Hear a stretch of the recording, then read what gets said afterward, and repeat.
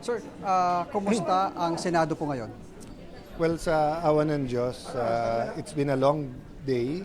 Awa ng Diyos, isa-isa na resolve yung mga issues. Ang problema lang, mabibigat yung issues from the ICC warrant ni Senator Bato sa bakit sa loob ng Senado siya hindi lang inattempto ang i-aresto pero hinagod at hinabol hanggang sa may gulpihan din ng isang taga-USAA. And then of course, alam naman natin yung balita sa House, so nagpre-prepare din tayo for the impeachment. And then we also know that there is a crisis, di ba, brought about by the high prices of oil and gas. So I'm eager to buckle down to work, but we just have to resolve these issues talaga. Unahin ko lang, SP, kumusta po ang unang araw nyo bilang Senate President? And congratulations nga muna pala sa inyo. Meaningful, long day. I didn't expect this day. Natulog kami na ang alam namin hindi makakapunta si Senator Bato, but God made a way, so we don't want to waste it. So we'll spend a lot of time getting organized, reaching out sa kabilang grupo.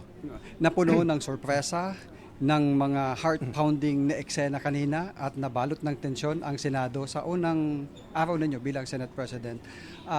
Kumusta po ang sitwasyon ngayon sa Senado matapos yung inyong pulong at meeting kay NBI Director Attorney Melvin Matibag? Kumbaga sa pasyente, stable, pero kailangan i-monitor at bantayan.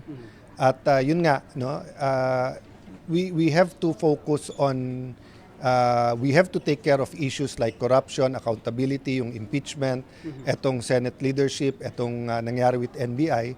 But the reality is, yung corruption issue, yung flood control, hinahanap ng tao na may resolution yon. And the reality is, yung kahirapan na dulot nung Iran-US-Israel war, nandun yon. So, to a certain extent, I believe in multitasking in the sense na hindi naman pwedeng isa lang inasikaso mo. Pero totoo din na may mga bagay na kailangan ng mas maraming atensyon at focus kaso sa iba. Diffuse na ang tension sa Senado so far sa ngayon po? For tonight, and we agreed on 3 things. No? Go ahead. Number 1, under the custody ng NBI, yung siyam na humabol kay Senator Bato, and they will respect that they're held under contempt, and they will write us officially tomorrow. Number 2, na magfa-fact-finding ang NBI, magfa-fact-finding din ang USAA. Then number 3, so far, respetuhin nila yung stand ng Senate na kailangan nila kumuha ng warrant of arrest sa local court. Kung magbago man yan, edi mag-uusap ulit. At syempre, may higher-ups din naman sila, di ba?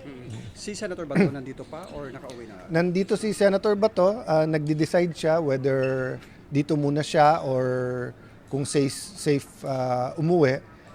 Ako ina-advisean ko na dito muna. So, magra-wrap up pa kami, but I want to start the day being completely transparent sa inyo. As an individual senator, I can keep my thoughts to myself unless it's a issue where I have to speak out, but as Senate President, I owe it to all of you na alam nyo lahat ng nangyayari sa Senado.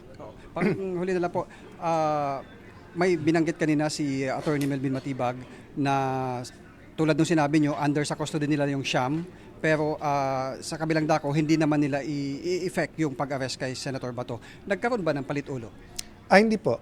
Yung decision nila na wag ituloy yung arrest, as soon as narinig daw nila yung sinasabi ni Senator Marcoleta at yung stand at yung Senate Resolution 44, nagdesisyon na sila na at least for today. But as I said, they have a higher ups, di ba? They have to report to the DOJ, to the cabinet. But I'm hoping yun na maging direction nila. Wala namang mawawala if you go to court, di ba? So as far as yung ano naman, Senator Pia and Senator Loren asked, ilan pa ba ang bakante nating kwarto?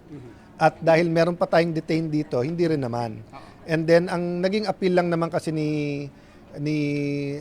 NBI director is yung fact-finding unemotional from both sides. So ayoko rin na tumaas yung emosyon. And then nag-weigh in din si Senator Bato.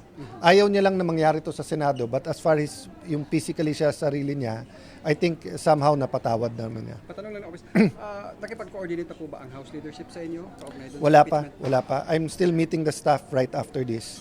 So, we will await kung ano yung communication ng House of Representatives. Message nyo po sa mga sumusuporta sa inyo at sa mga bumabatiko sa inyo sa pagpapalit ng liderato. Well, God created us for a purpose. At ang lahat ng bagay may oras. At oras talaga na magkaisa, oras na i-define natin kung ano mga problema ng ating bansa at hanapan ng solusyon to. We won't always agree on how to get there, but let's agree where to go. Diba? So for example, sa impeachment, maraming disagreeable doon. Pero let's agree na dapat impartial at dapat based on evidence. Diba? Dito sa Senate leadership, siyempre, meron gusto, ito ang chairman ng Blue Ribbon, meron ito chairman ng Finance. But let's find who is the best for the job. Okay. Well said. The man of the hour, Senate President Alan Peter Cayetano. Thank you very much and good evening. Thank you very much. Thank you, sir. Thank you.